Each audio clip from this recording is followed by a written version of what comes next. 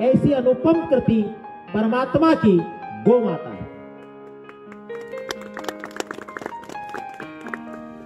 और लाखों करोड़ों उसके पुत्र होने के बाद भी वो दर दर की ठोकरें खाने को विवश है। ऐसा क्या हो गया? और इसलिए आज हम उसका चिंतन भी करेंगे। और केवल चिंतन नहीं करेंगे तो आपने कमर कस ली है। हम कटिबद्ध हो चुके हैं कि हमारी गौ माता का खोया हुआ वैभव, गौ माता का खोया हुआ सम्मान हम अपनी सामर्थ्यता के अनुसार वापस लाने का प्रयास करेंगे। और इसलिए ध्यान में हमारे लिए आता है कि गौ माता, हम अपनी जन्मदात्री को मां कहकर पुकार पाते हैं। हम जगत जननी आदि शक्ति भवानी का पूजन मां कहकर कर पाते हैं। ये श्रेय भी मेरी परम वंदनीय गौ माता के लिए है। संसार में जितने भी प्राणी हैं, हाथी का बच्चा जन्म लेगा तो वो चिंघारेगा, घोड़े का बच्चा जन्म लेगा तो हिनहिनाएगा, बिल्ली का बच्चा जन्म लेगा तो मिमियाएगा, और यदि मानव का बच्चा जन्म लेगा तो वो रोगा और वो रोएगा। लेकिन मेरी अपनी गौ माता का, हमारी अपनी गौ माता का बछड़ा और बछड़ी जन्म लेगा तो वो मां कहकर रभाएगा। मां नाम की जो उत्पत्ति है, मां नाम के शब्द की जो उत्पत्ति है, वो मेरी गौ माता ने हमको दी है। और इसलिए हम अपनी जन्मदात्री माता का भी मां कहकर सम्मान कर पाते हैं। ऐसी परम वंदनीय गौ माता आज दर दर की ठोकर खाने को क्यों विवश है? ऐसा क्या कारण हो गया? उस पर भी हम चिंतन करने वाले हैं। दुनिया के जितने प्राणी हैं जो मल और मूत्र का त्याग करते हैं, किसी भी प्राणी का दुनिया में मल मूत्र काम नहीं आता।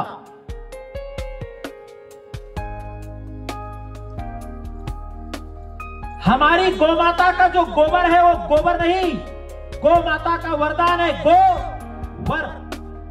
गौ माता का वरदान है। और इसलिए कहा गया कि गोबर में लक्ष्मी का वास होता है। ये जो वैश्विक महामारी अभी हमारे लिए फैली, जिन घरों में गोबर का लीपन होता है, वो बैक्टीरिया अधिक मात्रा में नहीं पनप पाते, बीमारियों के बैक्टीरिया। हम देखते हैं विश्व के अनेक देश इस बीमारी के कारण घुटने टेक दी। ये तो हमारी अपनी विश्व संस्कृति, और जिसको कहते हैं कि दुनिया में शांति के लिए यदि कोई संस्कृति है जिसमें विश्व की शांति की कल्पना करती है, वो हमारी भारतीय संस्कृति है। और वो भारतीय संस्कृति का मेरुदंड, आज विषय से हम भटकेंगे नहीं, तो गौ माता के लिए चिंतन करते हैं। तो गौ माता हमारी जो भारतीय संस्कृति है, जो विश्व में शांति के आह्वान करती है, और जिसमें विश्व में शांति आ सकती है, वो केवल भारतीय संस्कृति है। उसका मेरुदंड है गौ माता। वह चलता फिरता धर्मशास्त्र है, चलता फिरता विज्ञान है, चलता फिरता शास्त्र है, चलता फिरता समाज शास्त्र है। ऐसे परम वंदनीय गौ माता आज दर दर पर ठोकरें खाने के लिए क्यों विवश है? जो कभी समुद्र मंथन में कामधेनु के रूप में उत्पन्न होती है और रत्नों में भी श्रेष्ठ रत्न के रूप में स्थापित मानी जाती है, जो कभी भारतवर्ष की समृद्धि का प्रतीक मानी जाती है। 9 लाख गायें नंद बाबा के घर हुआ करती थी। कितनी गाय किसके घर पर हुआ करती थी, उससे उसकी समृद्धि का आकलन किया जाता था।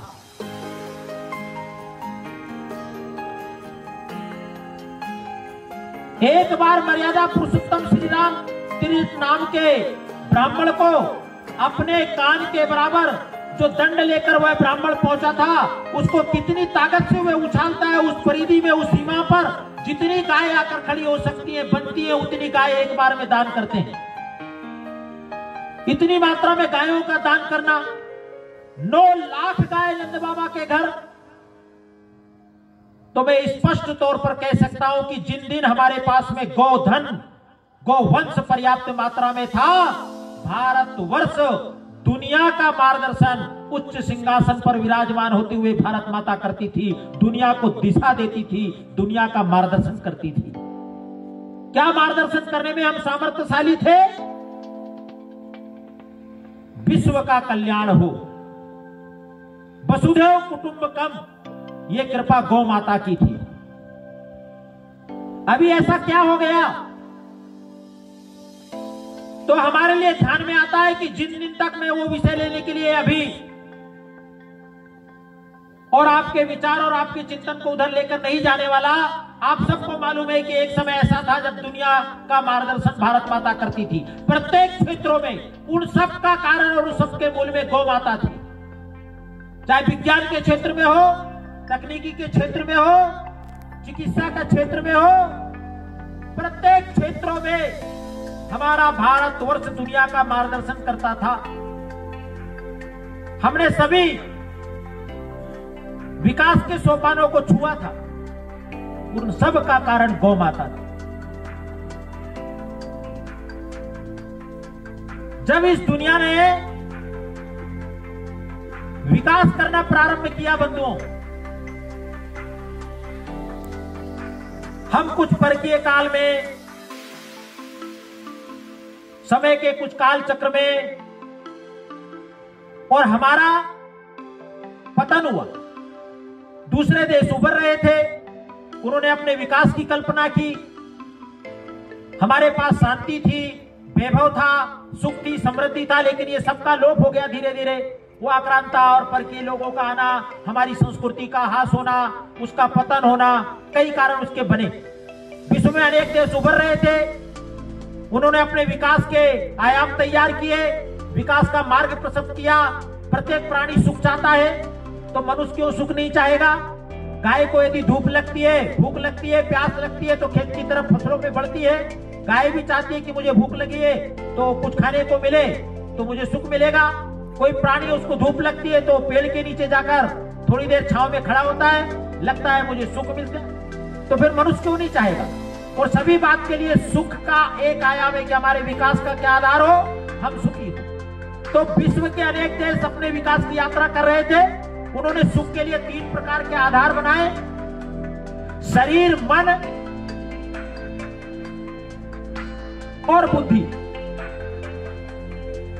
के आधार पर उन्होंने ये तय किया कि ये चीज व्यक्ति को सुखी कर सकती है।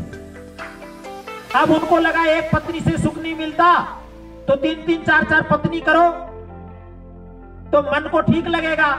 वो भी उनने करके देख लिया।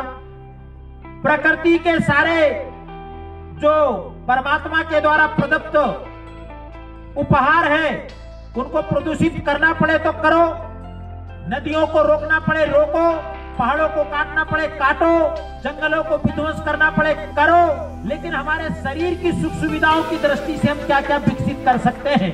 कांच की सड़क बनाओ, जो भी करना पड़े, एसी तैयार करो, फैक्ट्रियां तैयार करो, लेकिन हमारे मन को ठीक लगना चाहिए, हमारे मन को सुख मिलना चाहिए। इसलिए उन्होंने सब प्रयास